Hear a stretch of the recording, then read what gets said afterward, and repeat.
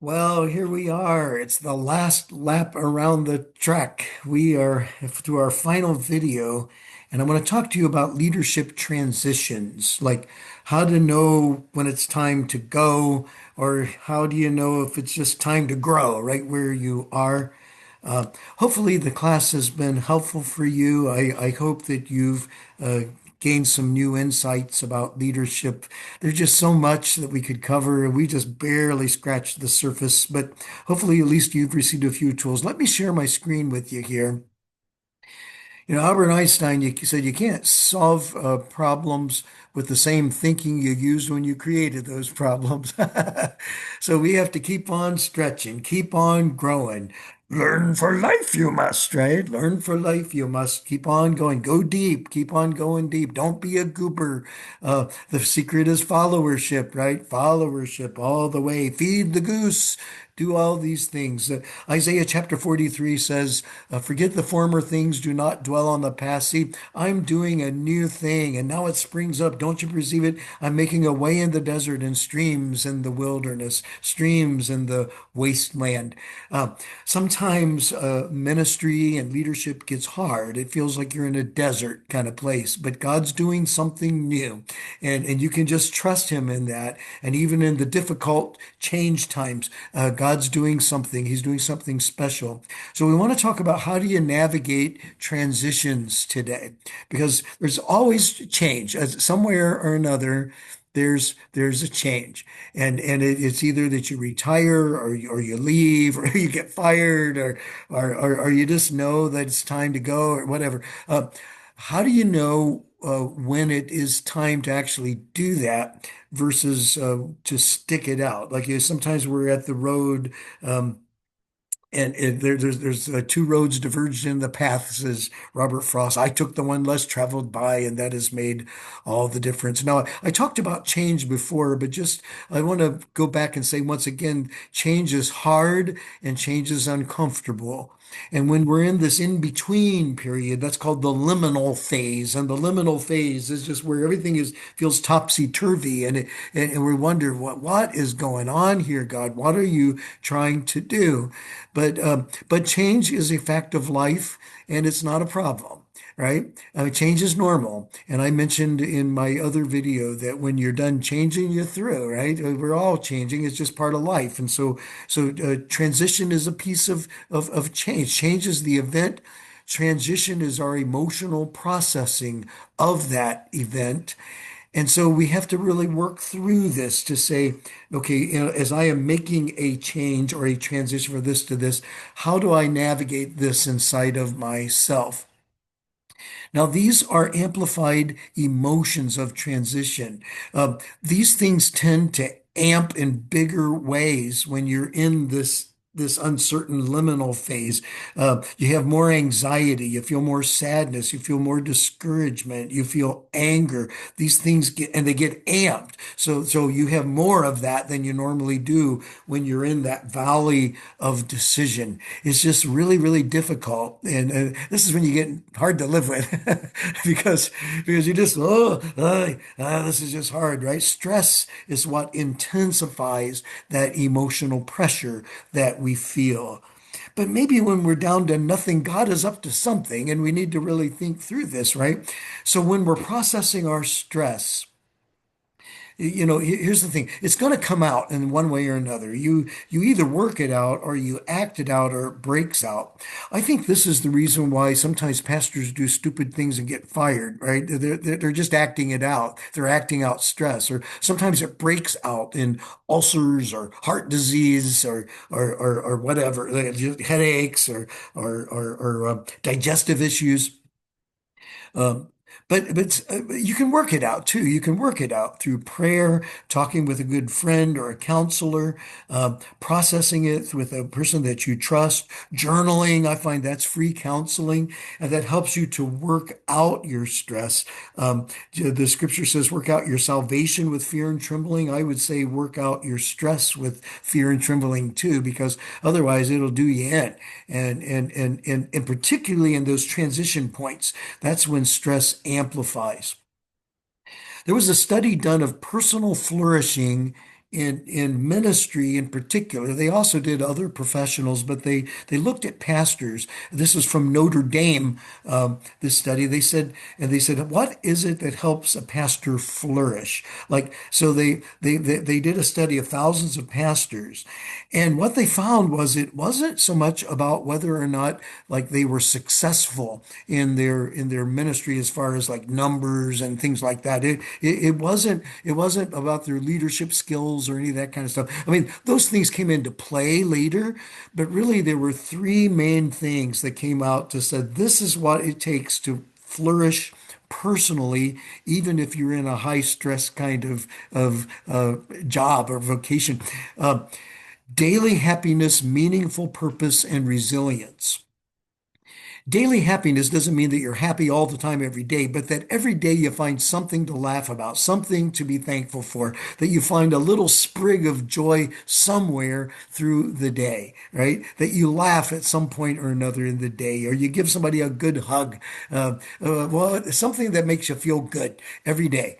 Um, Meaningful purpose, that you have a reason to get up in the morning. This is the reason why sometimes people really struggle at retirement because of this very thing. Do you have a reason to get up? And resilience is how you handle it when you have setbacks, so that you can bounce back, you come back. And if you figure out good resilience patterns, you have a reason to get up in the morning and you find a little something to be thankful for every day, you will be a flourishing person in your life. At least that's what Notre Dame said. So for the flourishing aspects of this, like for your daily happiness and stuff. So look for a center of rest. The Jewish people call the evening first and then it's morning. Evening and morning the first day, evening and morning the second day. That's from Genesis chapter 1. They actually begin their day with rest. They go to bed and they rest. They get up refreshed to do the work. For us, what we do is we work, work, work, work and crash, work, work, work, and then crash. I think the center of rest is really a more biblical perspective, that we operate out of a center, and Christ is our Sabbath rest. So we can just center ourselves in peace and rest and then operate out of that versus operating out of exhaustion. Cultivating gratitude, being thankful, generosity, and wonder. My friend Heath Mulliken lists 5 things every day on social media that he's thankful for, and that's the cultivation of gratitude. Gratitude and mental health go hand in hand with each other, and you need to monitor your mood, your appetite, your energy, your interactions. Like if you're running low, you're going to be crabby. You're going to eat more or eat less. You're going to be depleted energy wise. You're going to be snappy in your relationships, your interactions. These things are your monitors to help you to see what's going on underneath the hood. And so, like, if these things are sagging, then you need to go back to the center of rest to do the stuff at the top. Some stuff is green light, some stuff's red light, some stuff's yellow light that you do. The green light gives you energy when you do it. The yellow light isn't either one. It doesn't take away, but it doesn't give you energy either, like taking out the trash or something. And then red light is stuff that drains you to death. So put your energy into as much green light activity as you can. Put like just like a diet, put as much green into it as you can, and that'll be good. A lot of pastors operate almost entirely in red, and that's the reason why they're burned out all the time. So get outside and to, for me, that's a green light thing, right? Um, be a splendid imperfectionist. Sometimes good enough is just good enough. Yeah, you know what? That's good enough. Find somebody to confide in that you can trust. I found a guy like that. He's my best friend, and I can just share anything with him. And man, I tell you what, that just makes the world. He's been my friend like that for over 30 years, and he's a treasure. And be true to you. So, like, whatever you are authentically, don't violate that. It's better to leave than to be a fake you. So one question we got to ask ourselves is when you'll say you run into a rough patch and it's stressful and it's really hard. The question is, should I stay or should I go? Joel chapter 3 and verse 14, multitudes, multitudes in the valley of decision. And this is the hardest decision. And that's what creates the stress and stuff I was talking about earlier. Not knowing, indecision is the hardest thing. And so how do I know whether I should go or whether I should stay? If you stay too long in that valley of decision, it's just going to eat you up. Now, what happens a lot of times, and my friend Wayne Schmidt talked about this, and I kind of stole it from him, but we start out with something really good. Like at the beginning, things are really good. That's called the A zone. And when things are going really well, we're excited. Yes, this is great. I love Jesus. Yes, I do. This is fabulous. I love my new job. I love being married. I love being a parent. All the new stuff that you love.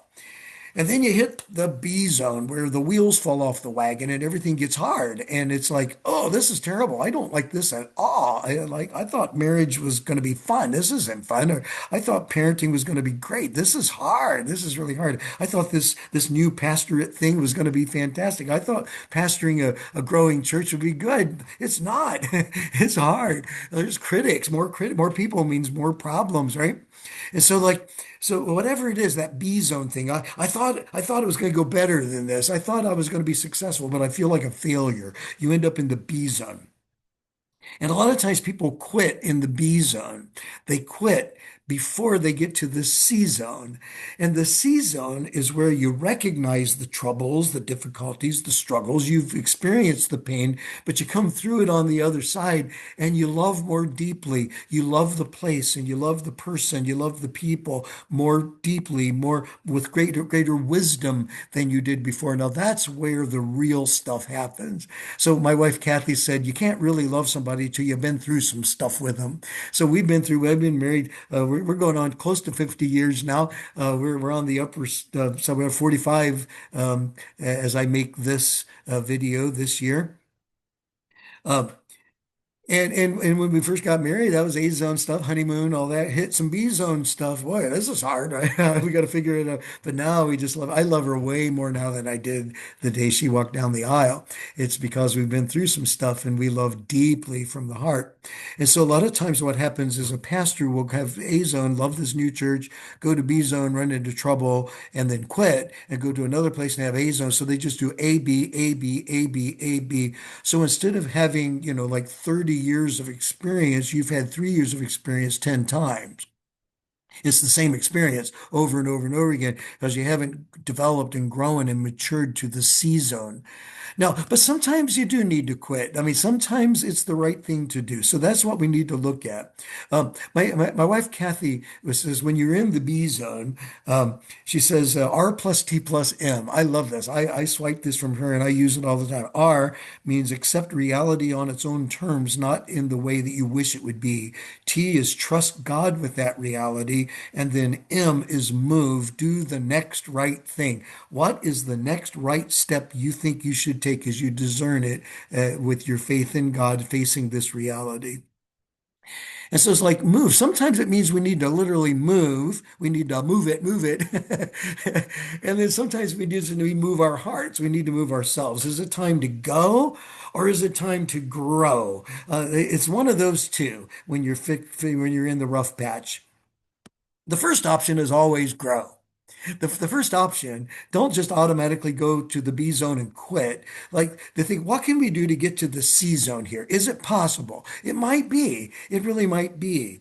And so what you need to do there is to recommit, to reboot, to reimagine, to reorder it, to rethink it. One way to do that is to fire yourself and then hire yourself all over again. Okay, now I'm hired. It's my new day on the job. Now what do I do facing this reality? I'm the new pastor here. I'm the new leader here. Now what is it going to be? I did that with my staff one time. I said, okay, guys, listen, we're going to all get fired and then we're going to rehire ourselves. And now we're going to say, we are the new team that's come into this place. What is our reality? How do we address the reality? And we began to think like a new, with new eyes, new sight, and really saw brand new things. So this is the idea to reboot it. What I found, like I pastored 26 years in the same church, and I found that about every 4 or 5 years, I had to reorder things. I had to reimagine things. I had to reinvent my leadership. I had to rethink the way I did stuff. And if I didn't, things would start sagging, and I go downhill, and it gets hard. And so there's this redoing, reimagining that you might need to do. Sometimes, though, it's time to go. It's time to go. When is it time to go? In the book of Deuteronomy 32, talks about the mother eagle that stirs up the nest and hovers over the young, and the idea there is as that baby eaglet is in the nest, and she doesn't want to leave the nest. She likes being inside that nest, and it's just comfortable there. But Mama Eagle says it's time for you to fly. I don't want to fly. I want to stay in that nest. And so Mother Eagle just starts taking away the feathers from the nest, just stirring it up, taking away. Pretty soon that is very uncomfortable. There's just sticks and stuff that's uncomfortable. It pokes and prods and it's irritating. And finally the baby eagle says, okay, okay, and jumps out of the nest. And then it's going down. The mother eagle comes underneath and boom, carries on the wing, right?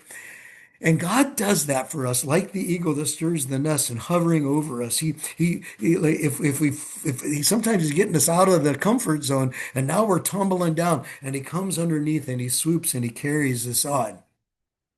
Sometimes, like Kenny Rogers says, you got to know when to hold them, know when to fold them, know when to walk away, know when to run, know when to run.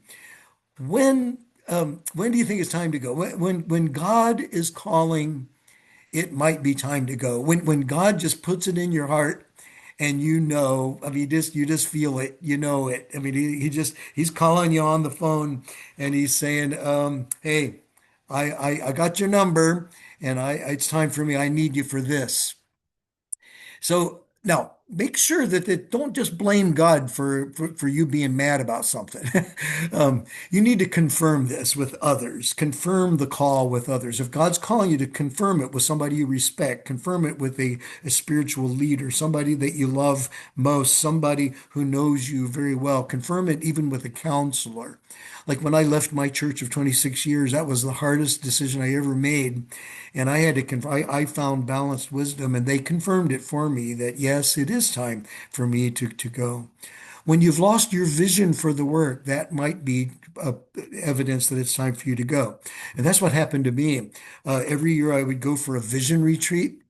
And I'd come back with the vision from heaven, kind of like the Moses bringing the Ten Commandments. I had my vision for the upcoming year. But on this one year, I went to go for my vision retreat. And for 3 days, I prayed and I sought the Lord and I listened like I always did and always came back with inspiring stuff. But this particular year, I came back with nothing. I heard nothing. I even found a cave, like Elijah was in a cave listening to the whisper of the Lord. An actual cave. I actually found it. I sat in the cave for almost a day, waiting for the whisper, and it didn't come.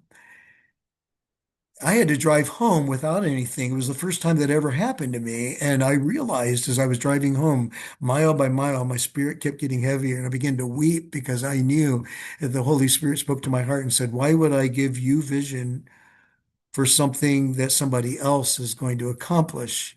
I need to give the vision to the new leader. And I knew at that time that I needed to go. It was the hardest thing that I had to do it. It was sad and difficult. I still love that place. I love those people. But God wanted me to come to Southern Wesleyan University, and He was stirring up the nest inside of me. When you've lost your passion for the place, it might be time to go. Like if you dread it, if you just are struggling with it. Now it could be you just need a break. Maybe you just need a sabbatical. I'm thankful that God gave me some sabbaticals and actually when I went and I announced that my lack of vision, I talked to my board. They said, "Could you take a sabbatical?" So I went on one, and then God confirmed it in my sabbatical that that really was what time to do that. When you've lost your passion for the place, when it doesn't grab your heart anymore, maybe God's releasing you from that place. Maybe it might be time to go. When staying is detrimental to the work, like as you realize that your contribution to it, that you're not going to be able to lead them any further than where they are, then it's the right thing to do. I have a friend that his kids were in high school and he was like, oh man, but he was leading the church downhill. It was just spiraling downhill. But he stayed because he didn't want to disrupt the life of his kids. And I appreciate his fatherhood, but man, he probably should have stayed and been a greeter at Walmart or something because he hurt his church really bad. He stayed 3 years too long and he shouldn't have done that. When staying hurts the work. Now, you need to confirm that because sometimes you're imagining that it's worse than it is. It might be time to go. When most of your energy is being spent sideways rather than vision focus, it might be time to go. Either that or you need to get to change your leaders around you. Um, like if all of your thing is spent in covert guerrilla warfare or against that, like just energy being spent on petty issues that don't really matter to anything, and you're just walking away frustrated day after day after day. Maybe this is the stirring of the nest, right? It could be time to go. When the environment is toxic, it might be time to go. Sometimes you have like a lead pastor, a boss that's dysfunctional and they're just toxic and they're doing stuff that just really hurts and you're just trying to absorb that or there's mistrust going on there. Like it could be a poisonous thing. If it's poisoning your soul, your spirit, then it might be time for you to go. Now, by the way, let's say you're an assistant pastor and you're under somebody, and that person is toxic. Um, Unless there's a scandal, right? If it's a scandal kind of situation, then you need to oppose that person, like scandal, because that's the right thing to do. You have truth, you need to bring the truth there to bear. But if it's just dysfunction, it's not scandalous, it's just stupidity. It's gooberishness, right? The person's being a goober. So they create a toxic environment, they're over controlling and stuff like that. They're really hard to work with. Um, it's not your job as an assistant to oppose that person. That's the job of the board, not yours. And it isn't right for you to go undermining your leader. Uh, like let God deal with their leader. Like if your leader is Saul, you need to be David, right? And what did David do? He didn't go and undercut Saul. He just played his harp and was faithful to do whatever he was called to do. Even if Saul's throwing spears, David doesn't throw spears back. He just ducks. So make sure that you're more like David rather than Saul. And by the way, you could be like Absalom, right? Absalom, David's son, who runs a rebellion, right? You might be thinking you're David, but actually you're acting like Absalom. There's a book called The Tale of Three Kings that talks about this very thing, and I highly recommend it. But when the toxic environment is too much for you, it might be time to go. When you lack the willingness, capacity, or energy to make the changes necessary, it's might be time to go. So that was what it was for me with my vision. When I lost the vision, it was because I just didn't have the energy or capacity to take it to the next level. I didn't, and I knew somebody else did. Actually, it is going really well now, and the new person is actually there and giving it fresh new vision to make it reinvent it into a new thing that I could never do. And so we have to really honestly analyze ourselves and say, do I have the willingness, capacity, and energy? Um, and if you don't, it might be time to go. When it's impossible for you to be the best version of you, it might be time for you to go, right? If you can't be authentically yourself and do it in the way that actually is the best expression of you, then maybe you need to go to a place where you can be the best expression of you. Um, when the work is detrimental to your family, it might be time to go. So like let's say that you're doing great guns over at the church, but it's just doing a number on your marriage or on your relationship with your kids. If your kids are resenting it, if it's just hurting your family, you really need to pray that through. But your family is your most important church. They really are. They are the most important church for you. Um, and after that is the rest. At the end of the day, it's not going to be your board members that are holding your hand in the intensive care unit. It's going to be your family. And so you want to make sure you're not burning those bridges while you're serving the Lord. I mean, He wants you to serve your family well. In fact, that's what Scripture says. If you don't take care of your family, you're worse than an infidel. And you don't want to be doing that in your ministry leadership. A lot of pastors sacrifice their families on the altar of ministry. When the work damages your soul, it might be time for you to go. When you are just working for Jesus, but you don't have space and time to nurture your relationship with Jesus, that's dangerous territory. And you have to either recalibrate it and change that pattern.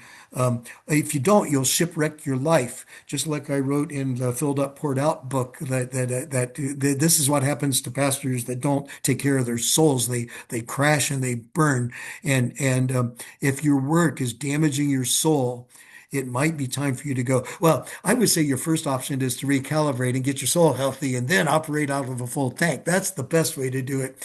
But if you can't, then it's better to go be a Walmart greeter than to do that. And if they tell you to go, if they say, you know what, um, you're not, we don't want you here anymore. That'll hurt. It'll hurt really bad. It hurts to be fired. But if they tell you to go, then that's a pretty good clue. It's time for you to go. So you go with joy, you go with blessing, right? So let's say that they do fire you. They let you go or you get, they give you the left foot of fellowship. Uh, Maybe you get shocked, you're angry, that kind of stuff. You enter into this neutral zone of confusion, disorientation. That's that liminal phase that you're in between. You can't quite figure out one end from the next. But this is all the eagle nest stuff. And if you can come to the next, you're going to fly. You're going to come out flying in a new beginning, and you'll be excited and energized and committed again. But you have to actually go through this process. You go through the neutral zone in order to get to the new beginning. You actually have to do this. There's a grief process involved here, and you're not going to go from this to this just real quickly. I mean, you have to have healing in your heart for this to happen, even when it's your idea. So, like when I left the church, and it was really my thing. I said I need to go, but my board ended up confirming that with me. Then we actually worked that process that through together. It was hard. It was sad. I grieved it. I grieved it, and I still, in some ways, have sadness in my heart about that. But yet, at the end, there's a new beginning. So you have to let go of this in order to embrace this. You have to completely let go over here in order to engage fully over here. You can't be halfway here and halfway here at the same time. So that's why this neutral zone is there to actually take you through that grief process. So when the decision isn't yours and you have to go, they make the decision for you. Try to respond instead of react. Respond with grace. Believe that God is on the throne and God is in it. And they're not being horrible jerks. They're just doing what they feel they need to do. So you give grace and dignity and you walk out with your shoulders high. You give respect to them, speak respectfully of them, speak well of them. Don't go bad mouthing them and posting on social media what horrible people they are and that kind of stuff. You just go out with grace. You go out with grace with your shoulders back and your head lifted high. If it's time for you to go, Marcus Aurelius, the Roman emperor, said, leave willingly as you would accomplish anything as can be done with grace and honor. You want to go with grace and honor. So they invite you back with grace and honor, right? That's how you want to do it. You don't want to burn bridges. Go out with joy, be led forth with peace. All right, I'm going to go and just bless them all. I'm going to just bless them all. Go with many blessings, not curses, but blessings on these people. Even if they've hurt you, even if they treated you unfairly, you bless them anyway and don't burn the bridge. Um, and what you'll find is that God will just re put that all back together again and go in such a way that they'll invite you back to be a guest speaker, right? If you go burning your bridges, they won't ever want you to come back. But if you go with the bridges, you build the bridge, you don't burn those things, and you just love them all, then they're going to invite you back, and you get to do that. So real quick, when not to go. I tell you what, I told you when to go, then maybe, but here's when you shouldn't go. Don't quit on a Monday. There are certain days where, like driving a bread truck or being a Walmart greeter, sounds a lot more inviting than being a pastor. Usually that's on Monday. Adrenaline Heart calls Monday, Adrenaline Heart, Archibald Hart calls Monday Adrenaline Letdown Day. That's why a lot of pastors don't take Mondays off. I took it off. I actually needed that letdown day. I crashed that day and didn't do anything. Uh, but when your adrenaline is down, things are going to feel worse, right? And so like if particularly if it was a bad Sunday for some reason, or you really messed it up in your sermon or whatever, or you've had lots of adrenaline on Easter Sunday in particular, but like Easter Monday is a crash and burn day usually. It's just normal. Right? That's just the way our bodies work. Don't quit when your adrenaline is down. Don't quit over a bad board meeting. Like, just because you had a bad board meeting doesn't mean that you ought to quit. I've had lots of bad board meetings down through the years, and a lot of times coming home at like 11 o'clock at night from a bad board meeting, I thought, man, maybe I should just quit. No, wait, it'll feel better in the morning. Don't quit just because there are just a few snarky critics. There are always critics. The critics are your clarifiers, but snarky critics shouldn't win. Just because somebody is opposed to God's vision doesn't mean that you ought to let them win. There have been too many pastors that have been chased out of a church by one or two negative people, two or three negative people that might just be like buddies, right? And then they just and then they chase you out. It feels like everybody thinks that, but a lot of times it's just one or two people. And if you nip that in the bud with those one or two people, then you realize everybody's with you. Don't quit when you're mad. Don't quit in a huff. If you're in a huff, that's not the time to quit. I quit. No, no, nope. That's not the time to do it. You need to make sure your emotions are settled, that you're peaceful in your heart about that, so you can do it with a blessing. Don't quit when a pout. Don't quit just because the job is stretching you. It's painful and it's difficult and it's stretching you. And you say, this is more than I can do. Well, what are you going to do? Like this happened to me early on. Our church grew, and first it was like 100, well, it was like 60, then it grew to 100, then 100, 150, and up to 200. And I'm thinking, oh man, I can't handle this. It's too much. And I said to Kathy, I think I'm going to quit. It's too big for me. She goes, okay, you're going to do that. You're going to go to another church and grow it to 200, and you have the same problem. She said, why don't you just grow as a leader and stay and just grow with the people rather than quitting and just staying the same size as a leader? And that's what I did. I actually grew, and God continued to stretch me every stage along the way. There's different barriers that you have to go through as a leader and change dramatically your leadership structure from 200 to 400 to 600. So don't quit when it stretches you. You just stretch and grow. And when you grow to that, you'll grow to a new capacity and be able to handle things in a bigger way because you stretch. Just like you did when you were driving. Remember the first time you drove a car when you were a kid, like 15 with your driver's education stuff, or 16? It's scary, everything. But now you're just driving the pro. And that's the capacity thing. Your capacity stretches. So let that happen. Don't quit when you're sleep deprived, exhausted, or depleted. If you're wiped out, exhausted, and depleted, that's the worst time to quit. You need to make sure you're rested up and take a nap first, right? That might be the most spiritual thing you could do is take a nap. And now, if your depletion is caused by sideways energy all the time and you can't fix that, that might be the thing you have to do. But you don't want to do that just out of an exhaustion thing. And don't quit too soon.